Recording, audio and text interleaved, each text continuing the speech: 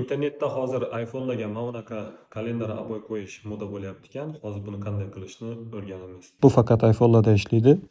Buning uchun bizga Safari va komanda ilovalari kerak bo'ladi. Safariga kiramiz.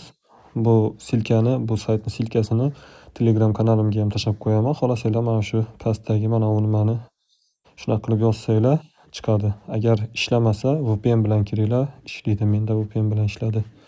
Bu yerdan iPhone'ingizni modellarini tanlaysiz.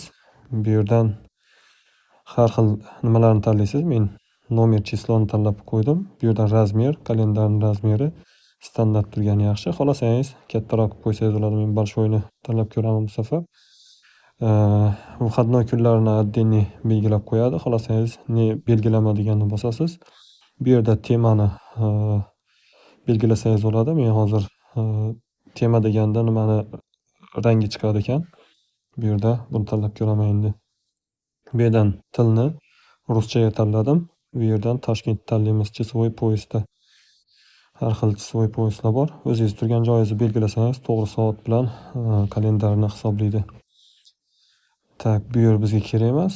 Mana bunaqa chiqadigan bo'ldi va sizga bu yerda skopirovать silka degan joyi bor. O'sha joyni bosamizda kopirovать qilib olamiz silkani. Endi chiqib ketib komandaga kiramiz. Bu yerdan bu plyuska emas, mana bu pastdagi avtomatizatsiya degan joyiga, mana shu joyga o'tib olamiz. Bu yerdan plyus belgisiga bosib, время sutок deganning ustiga bosamiz. Bu yerdan qaysi vaqtda обновить bo'lishini belgilab olamiz. Masalan, soat 6 ga qo'yadigan bo'lsangiz, soat 6 da обновление bo'ladi va qo'ygan mana shu обои soat 6 da ishlaydi. Lekin bizga hozir ishlashi kerak. Shuning uchun menda hozir soat 18:38 bo'ldi. Bu yerda 18:40 qilib qo'yaman men. 2 minut mani videoni olib bo'lgunimcha almashganini ko'rsatib beraman. 18:40 da обновление bo'ladi va sirazi nimada paydo bo'ladi. Agar ana shu vaqtni qo'ysangiz, ana shu vaqtdan keyin уже chiqishni boshlaydi. O'shaning uchun hozirgi qo'ygan vaqtingizni belgilang sal oldinrog'ini. Bu yerdan немедленный запускni belgilaymiz. Daliga bosamiz.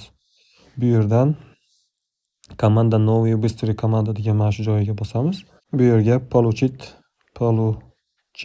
deb yozamiz yoki содержимое deb yozsak ham bo'ladi. Содержимое mana получить содержимое URL deb yozgan o'sha joyni bosamiz. Bu yerdan boyagi skopirovать qilgan silkamizni shu yerga joylaymiz. Bu yerdan poyezd joyiga обои deb yozamiz. Обои. Установить foto как обои degan joyini bosamiz. Bu yerdan sirazi ekran домой degan joyini bosib, bu yerdan ekran domoyni o'chirib qo'yamiz deb plichkani bosamiz. Va bu yerda mana chiziqchani pastga bossak, mana ikkitasi chiqadi. Bu ikkitasini shunday o'chiramizda mana virgul joyini bosib qo'yamiz va bo'ldi. Mana shu bilan qulflab turib ekranni boshqatdan yoqsangiz yonadi. Bu yerda agar 41, hozir menda 41 bo'lib ketdi, o'chirib yoqsam ishlamasligi mumkin. Shuni ichiga kirib turib, mana bu vaqtini 18:41 emas, 42 qilib gatovo qilasizda.